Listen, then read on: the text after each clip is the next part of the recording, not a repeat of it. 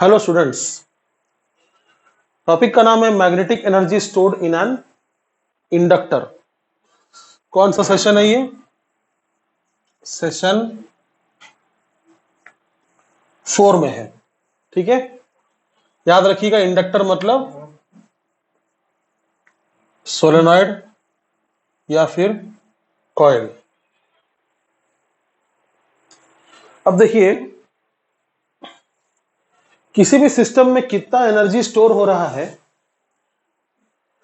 बहुत पहले मैंने आपको बताया था जब मैं आपको वर्क एनर्जी पावर पढ़ा रहा था स्टैंडर्ड 11th में।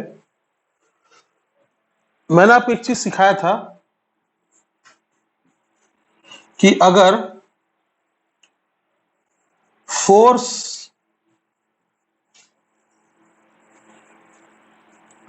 कंजर्वेटिव हो तो आप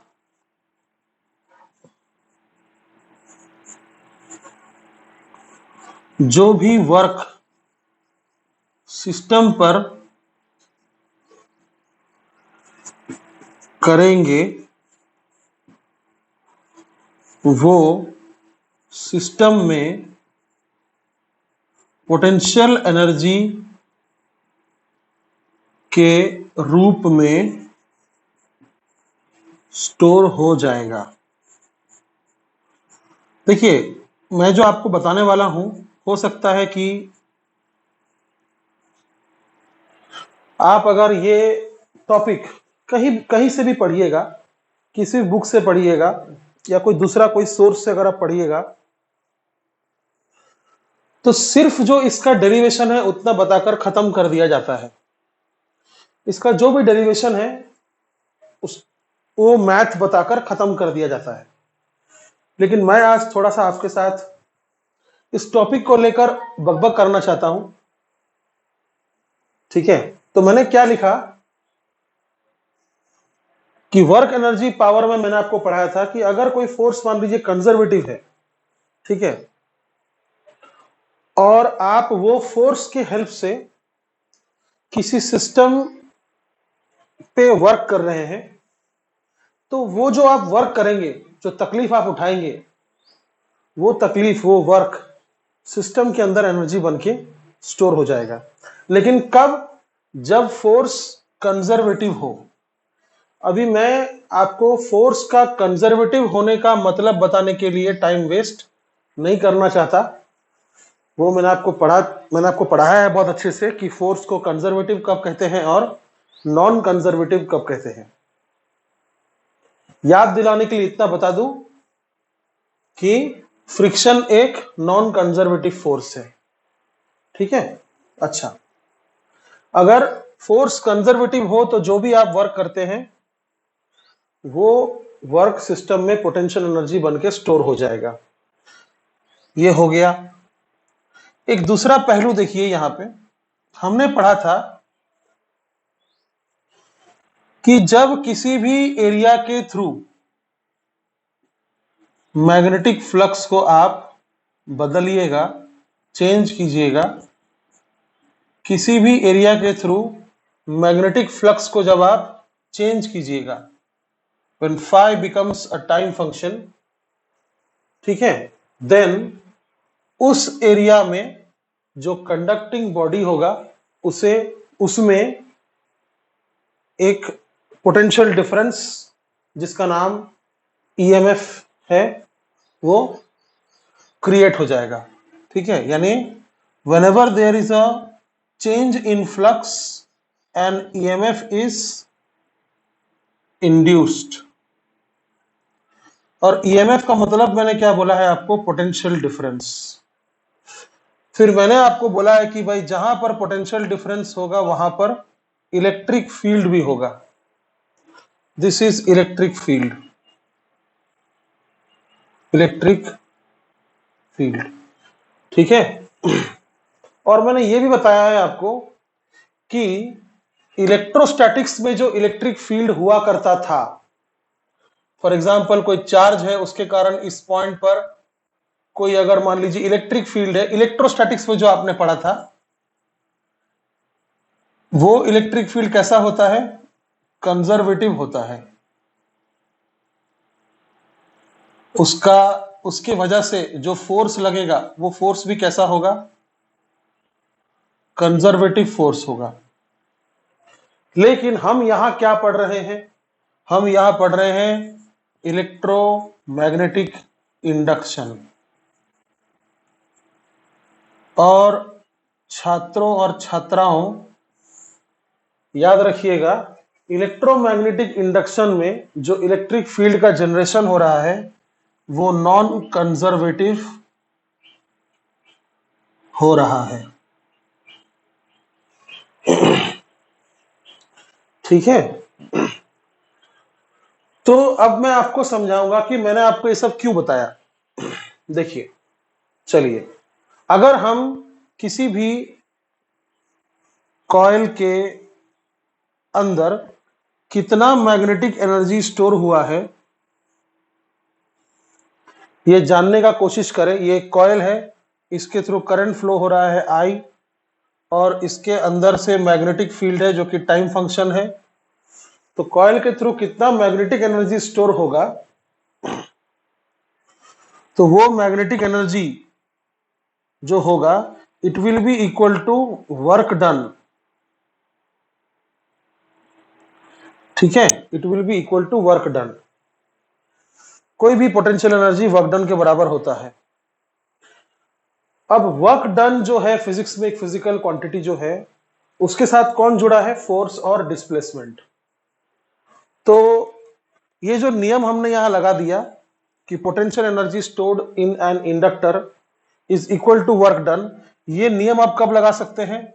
जब फोर्स कंजर्वेटिव हो। तो बच्चे लोग कभी कभी सोचते हैं, जो ज्यादा सोचते हैं, वो कभी कभी सोचते हैं कि सर इलेक्ट्रोमैग्नेटिक इंडक्शन में जो इलेक्ट्रिक फील्ड इंड्यूस हुआ है वो तो नॉन कंजर्वेटिव है। मतलब आप ठीक से प्रॉब्लम को समझिए। बच्चे लोग क्या सोचते हैं, जो ज्यादा सोचते हैं, वो ये सोचते हैं कि इलेक्ट्रोमैग्नेटिक इंडक्शन में जो इलेक्ट्रिक फील्ड इंड्यूस होता है वो नॉन कंजर्वेटिव होता है। तो अगर इलेक्ट्रिक फील्ड नॉन कंजर्वेटिव है तो इलेक्ट्रिक फोर्स भी नॉन कंजर्वेटिव होगा। तो अगर वो नॉन कंजर्वेटिव है तो आपने सर ये नियम कैसे लगा दिया? तो एक छोटा सा मैं एक कंफ्यूजन दूर करने के लिए मैंने सब समझाया। ठीक है, नहीं भी समझाता तो भी चलता। तो देखिए, इलेक्ट्रिक फील्ड माना नॉन कंजर्वेटिव है, जिसके कारण फोर्स नॉन कंजर्वेटिव होगा। तो फिर हमने ये नियम क्यों लगाया? It's so simple. आप हंसिएगा सुनिएगा तो, बेटा हम इलेक्ट्रिक एनर्जी डिराइव नहीं कर रहे हैं। टॉपिक का नाम बहुत क्लियर है, मैग्नेटिक एनर्जी। यानी इलेक्ट्रोमैग्नेटिक इंडक्शन में अगर इलेक्ट्रिक फील्ड मान लीजिए कंजर्वेटिव नॉन कंजर्वेटिव है तो क्या हुआ? हम इलेक्ट्रिक फील्ड के हिसाब से इलेक्ट्रिक एनर्जी जो स्टोर होगा वो हम नहीं पता कर रहे हैं। हम क्या पता कर रहे हैं? मैग्नेटिक एनर्जी जो स्टोर होगा वो पता कर रहे हैं। और बेटा मैग्नेटिक जो यहां पर फील्ड है, यहां पर जो मैग्नेटिक फील्ड है वो कंजर्वेटिव है। ठीक है, तो एक थ्योरेटिकल जस्टिफिकेशन आपको मिल गया है कि मैग्नेटिक फील्ड जो है वो कंजर्वेटिव है, इसलिए मैग्नेटिक फोर्स कंजर्वेटिव होगा। और मैग्नेटिक फोर्स अगर कंजर्वेटिव हुआ तो magnetic potential energy stored in an inductor can be directly found out by finding work done on the inductor. तो ये कंफ्यूजन थोड़ा सा दूर रखिएगा कि इलेक्ट्रिक फील्ड नॉन कंजर्वेटिव है फिर भी आपने ये नियम क्यों लगा दिया। ठीक है, अब इसको आप चाहो तो एक अलग सा नोट बना के लिख लो, वीडियो को पॉज करो और देखो क्या समझ में आ रहा है। यहां पर मैं लिख देता हूं कि work done by magnetic force, work done by magnetic force which is conservative. ठीक है, यहां लिख देता हूं मैं, no need to be confused with this concept. ठीक है, इस कंसेप्ट से कंफ्यूज मत होइएगा क्योंकि हम मैग्नेटिक एनर्जी निकाल रहे हैं। तो आपको जो लिखना है इसमें से आप लिख सकते हैं। मैं ये पार्ट मिटा रहा हूं और चलता हूं मैग्नेटिक एनर्जी के डेरिवेशन पे, जो काफी सिंपल है। ठीक है, क्या है, थोड़ा किसी चीज को, किसी फिनोमेनन को जितना ज्यादा बेसिक से समझिएगा उतना अच्छा होता है ना। तो चलिए एक नए सिरे से शुरुआत करते हैं। मान लीजिए हमारे पास एक कॉइल है, उसके थ्रू मैग्नेटिक फील्ड है। याद रखिएगा हम अभी भी क्या पढ़ रहे हैं, सेल्फ इंडक्शन पढ़ रहे हैं। ठीक है, उसके थ्रू मैग्नेटिक फील्ड है। अब देखिए, आपको याद होगा फैराडेज लॉ के मुताबिक, फैराडेज लॉ के मुताबिक क्या आया था, E is equal to minus of L D I by D T. ठीक है, याद है आपको? ओके। अब देखिए, कभी भी पावर क्या होता है, पावर होता है E इंटू आई। ठीक है, और पावर एक और चीज क्या होता है, D W by D T. और E की जगह मैं लिख दूंगा यहां पर minus of L D I by D T into ये वाला आई। ठीक है, अब इसको एक बार इंटीग्रेट अगर किया जाए, या फिर मान लीजिए इस तरह भी लिख सकते हैं इसको हम लोग, डी डब्ल्यू इज इक्वल, क्योंकि ये फर्स्ट डिफरेंशियल ऑर्डर में ही है अभी तक, तो हम इसको लिख सकते हैं इस तरह से, ऐसा भी लिख सकते हैं, दोनों तरफ डी टी डी टी है। तो D W is equal to minus L I D I. तो फिर W कितना हो जाएगा, यानी पूरा वर्क डन कितना हो जाएगा, integration of minus L I D I. तो फिर कितना हो जाएगा work done, minus L I square by 2। Limits यहां पर क्या था, जीरो करंट से आई। ठीक है, जितने देर में आपने करंट चेंज किया था जीरो से आई, तब तक में कितना एनर्जी स्टोर हुआ होगा। ठीक है, हमने आपको बताया था ना कि अगर आपके पास मान लीजिए कोई कॉइल है और आप उसके साथ एक स्विच लगाते हैं और एक बैटरी लगाते हैं, ऐसे मान लीजिए करंट है, जैसे ही आप स्विच को ओपन कीजिएगा या जैसे ही आप क्लोज कीजिएगा, उस समय क्या होगा, करंट का डिके होगा या करंट का ग्रोथ होगा। तो जितने दौरान में करंट का डिके हुआ या करंट का ग्रोथ हुआ, उस समय यहां पर एक ईएमएफ डेवलप हो जाएगा। तो उतने दौरान में कितना काम हुआ, उतना ही उस इंडक्टर का मैग्नेटिक एनर्जी स्टोर हो जाएगा। तो कितना काम हुआ, एक्सटर्नल एजेंट के द्वारा कितना काम हुआ, minus L I square by 2। तो फिर एनर्जी कितना स्टोर हो जाएगा, plus half L I square. जितना हम एनर्जी खोएंगे, जितना हम एनर्जी लॉस करेंगे, उतना इसके अंदर एनर्जी स्टोर हो जाएगा। ये माइनस का मतलब लॉस ऑफ एनर्जी निकल रहा है एक्सटर्नल एजेंट के द्वारा, और प्लस मतलब गेन ऑफ एनर्जी हो रहा है सिस्टम के अंदर। So this is the only part, ठीक है, जो मुझे समझाना था। ठीक है, तो जो स्टार्टिंग में मैंने आपको थ्योरी समझाया, वो थ्योरी को इस डेरिवेशन से कंफ्यूज मत होने दीजिएगा।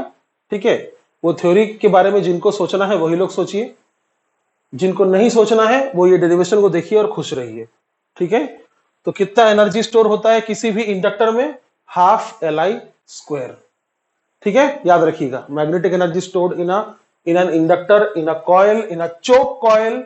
अच्छा हाँ, कभी कभी हम इंडक्टर को, सोलेनॉइड को चोक कॉइल भी कहते हैं, बिल्कुल सही, जो ट्यूबलाइट में होता है। ठीक है, कोई भी ट्यूबलाइट में देखिएगा, ये मान लीजिए ट्यूबलाइट है, तो ट्यूबलाइट में देखिएगा बीच में एक डब्बा रहता है, उसी के अंदर इंडक्टर होता है।